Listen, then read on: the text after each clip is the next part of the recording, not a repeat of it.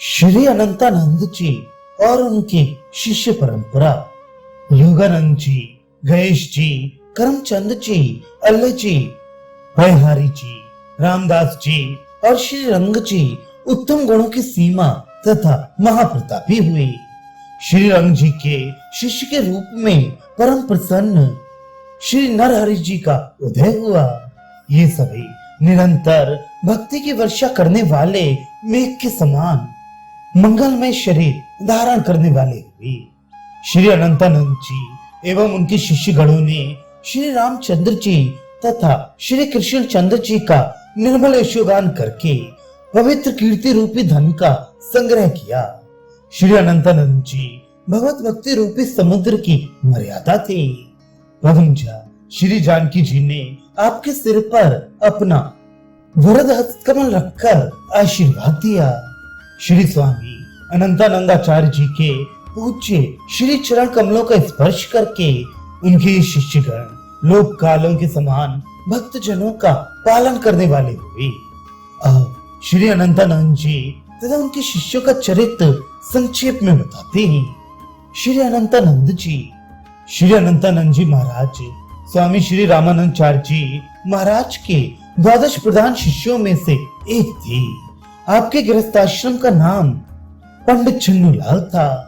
आपका जन्म श्री अयोध्या जी के समीप राम रेखा नदी के तट पर स्थित महेशपुर नामक ग्राम में हुआ था। आपके पिता पंडित श्री विश्वनाथ मणि त्रिपाठी सनाढ़ ब्राह्मण थे। भगवान श्री राम और अयोध्या धाम के प्रति विशेष निष्ठा होने के कारण ये अवधू पंडित के नाम से विख्यात थे। अवधू पंडित भगवती सरस्वती के बड़े भक्त थे।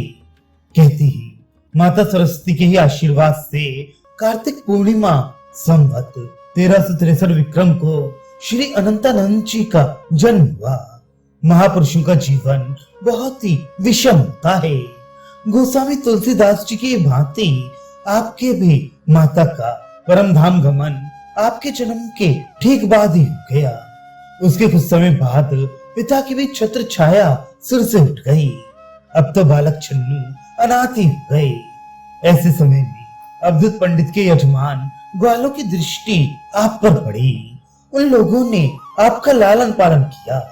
थोड़े बड़े होने पर आप भी ग्वाल वालों के साथ वन में गाय चराने लगे। इधर भगवान ने पंडित श्याम किशोर नामक एक भगवत ब्राह्मण को ध्यान अवस्था में आज्ञा दी कि वह आपको अपने घर लाए और लालन पालन करे। पंडित श्री श्याम किशोर जी को भी कोई संतान नहीं थी। प्रभु की आज्ञा मानकर उन्होंने आपका पुत्रवत पालन पोषण किया और विद्याध्ययन के लिए काशी ले आए और फिर यही बस गए। आप भगवती सरस्वती के वरद पुत्र थे। थोड़े ही समय में आप सर्वशास्त्र निष्णात होकर काशी के प्रतिष्ठित विद्वान हो गए। एक बार की बात है, महाशिवरात्रि को आप भगवान विश्वनाथ जी के मंदिर में जागरण कर रहे थे। उसी समय आपको स्वामी श्री रामानंदाचार्य जी महाराज की दिव्य शंख ध्वनि सुनाई थी। उस शंख ध्वनि से आकृष्ट होकर आप पंचगंगा घाट स्थित स्वामी रामानंद जी के आश्रम में आए और वहां उसी समय उनका शिष्यत्व ग्रहण कर लिया। फिर लौटकर घर नहीं गए। श्री मध्वाचार्य चरण ने आपको श्री राम मंत्र की दीक्षा देकर श्री अनंतानंद नाम रख दिया। श्री अनंतानंद नाम रख दिया। श्री योगानंद जी श्री अनंतानंद जी के शिष्य परम वैष्णव संत और श्री राम भक्त श्री योगानंद जी के गृहस्थाश्रम का नाम श्री यज्ञेश दत्त था। आपके पिता श्री मणिशंकर जी परम यशस्वी वैदिक ब्राह्मण और भगवान सूर्य के भक्त थे।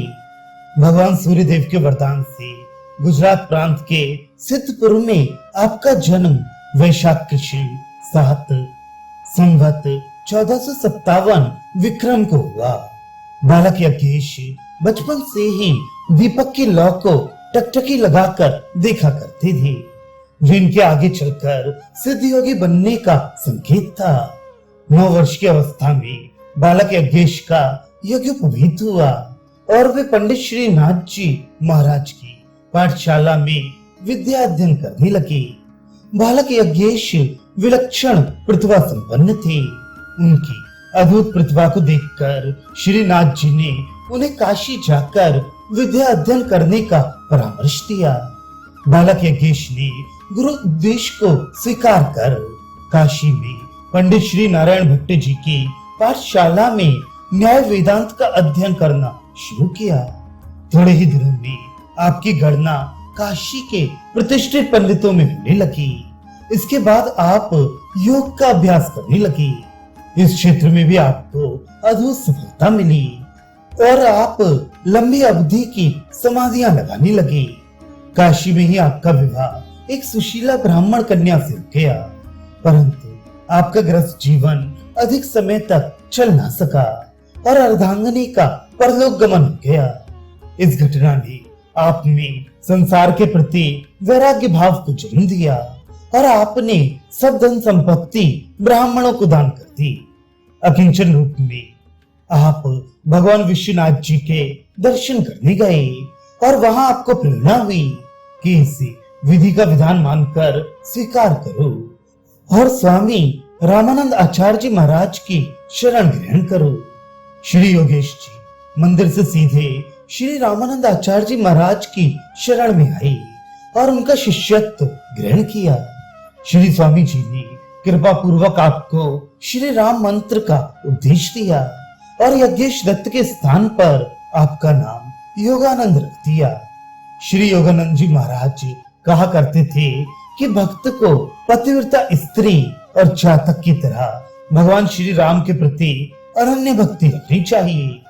श्री गणेश जी स्वामी रामानंद आचार्य जी के द्वादश प्रधान शिष्यों में एक श्री अनंताचार्य जी महाराज के शिष्य थे। भगवत भक्ति के प्रचारार्थ आप भगवान के नाम गुण का कीर्तन करते हुए विचरण करते रहती थी। एक बार की बात है, आप भ्रमण करते हुए एक गांव के निकट पहुंचे और इमली के एक सूखे वृक्ष के नीचे स्वच्छ समतल स्थान पर बैठ गए। वहीं भगवान का ध्यान करते हुए आपकी समाधि लग गई। उस गांव में एक वैष्णव देशी व्यक्ति निवास करता था। उसने जब आपको देखा तो आपका उपहास करने लगा। वह उधर से जाने वाले लोगों से कहता, भाई देखो ये एक सिद्ध महात्मा बैठे हैं, ये तब तक यहाँ से नहीं उठेंगे जब तक ये सूखा पेड़ हरा नहीं हो जाएगा। इस प्रकार वह वैष्णव देशी व्यक्ति श्री गणेश जी की हंसी उड़ाया करता था, परंतु गणेश जी को क्या, वे तो निर्विकार भाव से अपने इष्ट देव के स्वरूप चिंतन में मग्न थे।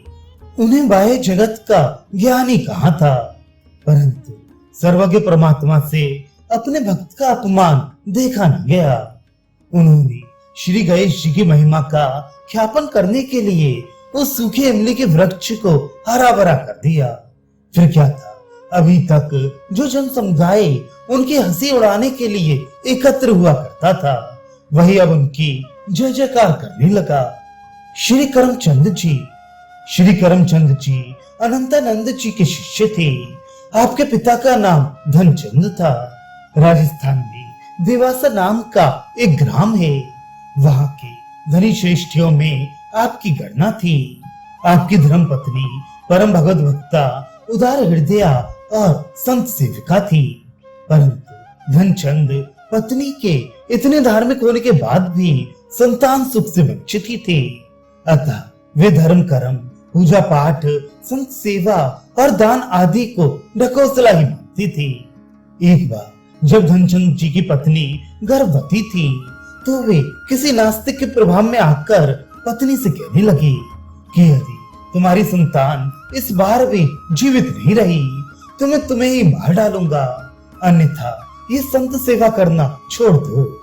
धनचंद जी की पत्नी को पति के इस दुर्भाव से बहुत दुख हुआ, परंतु उनकी संत सेवा में निष्ठा और विश्वास दृढ़ ही रहा। इस अवधि में वे भगवान से बार बार प्रार्थना करती रही कि प्रभु मेरे सुख के लिए नहीं अपितु संत महिमा की प्रतिष्ठा संसार में बनी रहे। इस हेतु मुझे एक भक्त पुत्र प्रदान कीजिए। भगवान की लीला, और बार तो पुत्र जन्म लेकर कुछ दिन जीवित रहता था, इस बार तो उसकी छठी भी ना हो सकी और वह चल बसा। धनचंद जी की पत्नी को पुत्र वियोग का दुख तो कम, पर संत महिमा पर प्रश्न चिन्ह लगने का बहुत दुख था। धनचंद तो आग बबूला ही हो गए और पत्नी का केश पकड़कर घर से निकालने लगे। इतने में ही किसी व्यक्ति ने आकर कहा कि गांव में स्वामी श्री रामानंदाचार्य जी महाराज के पट शिष्य श्री अनंतानंदाचार्य जी आए हैं। वे सिद्ध संत हैं, उनकी कृपा से बालक पुनः जीवित हो सकता है। अतः आप लोगों को इस बालक को लेकर श्री अनंतानंदाचार्य जी के शरण में चलना चाहिए। इतना सुनना था कि धनचंद की पत्नी तत्काल श्री अनंतानंद जी महाराज के दर्शन करने चल दी। उसे अब भी संत भगवंत की कृपा पर पूर्ण विश्वास था। श्री अनंतानंद जी के पास पहुंचकर उसने उनके चरणों में प्रणाम किया और संत महिमा की प्रत्यक्ष अनुभूति कराकर पति को सद्बुद्धि प्रदान करने का आग्रह किया। श्री अनंतानंद जी धनचंद के घर आए और बालक के मुख में चरणों तक डाला। संत कृपा का चमत्कार, निश्चेष पड़े बालक के शरीर में श्वास प्रश्वास के स्पंदन होने लगे। धनचंद तो इस सुखद आश्चर्य को देखकर किंग कर्तव्य मूड से रह गए। फिर पश्चाताप के आंसुओं से श्री अनंतानंद जी के चरणों का प्रक्षालन करने लगे। अनंतानंद जी ने उन्हें उठाया और भगवत भक्ति का उपदेश दिया। तत्पश्चात उन्होंने बालक के गले में कंठी बांधकर उसे भी श्री राम नाम का उपदेश दिया और उसका नाम रख दिया करमचंद। बड़े होने पर श्री करमचंद जी ने अपना शेष जीवन भगवत सेवा और भगवत भक्ति के प्रचार में बिताया। श्री सारी रामदास जी महाराज श्री अनंतानंद आचार्य जी के शिष्य थे। आप परम वैष्णव संत थे और भगवत धर्म के प्रचारार्थ तथा भगत विमुक्तों को भक्ति मार्ग पर लाने के उद्देश्य से निरंतर विचरण करते रहते थे। श्री रंग जी श्री अनंतानंद आचार्य जी महाराज के प्रधान शिष्यों में से एक थे। गृहस्थाश्रम के समय आपका निवास देवसा नामक ग्राम में था, जो तत्कालीन जयपुर राज्य में आता था। आप वैश्य कुल में उत्पन्न हुए थे। आपके यहाँ सेवा कार्य करने के लिए एक नौकर रखा गया था, परंतु वह स्वभाव से बड़ा ही दुष्ट था। कालवश मृत्यु को प्राप्त कर वह यमलोक गया। वहां उस पापी को यमराज ने दूत कार्य में नियुक्त किया और मृत प्राणियों के प्राणों को लाने का कार्य सौंपा। एक बार यमराज ने उसे एक बंजारे के प्राणों को हरण करके लाने के लिए कहा, जो कि उसी देवसा ग्राम का रहने वाला था, जहां वह मरने से पहले श्री रंग जी के यहाँ नौकरी करता था। वहां आने पर वह सबसे पहले श्री रंग जी से मिलने गया।